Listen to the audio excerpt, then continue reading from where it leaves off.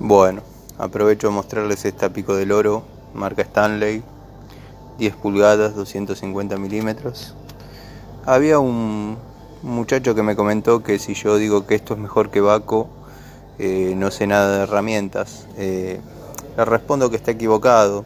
Conozco mucho de herramientas, trabajé con pico del oro Bahco, la Bahco 224, que es la equivalente a esta, digamos, y verdaderamente me cansé de apretarme los dedos porque se zafan.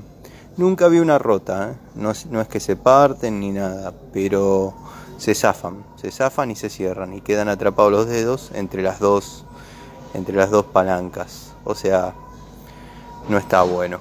Bahco tiene sus cosas buenas, tuvo su época genial, pero ya no es lo mismo y bueno, van mejorando como todo. Esta picoloro yo la recomiendo, mucho la recomiendo.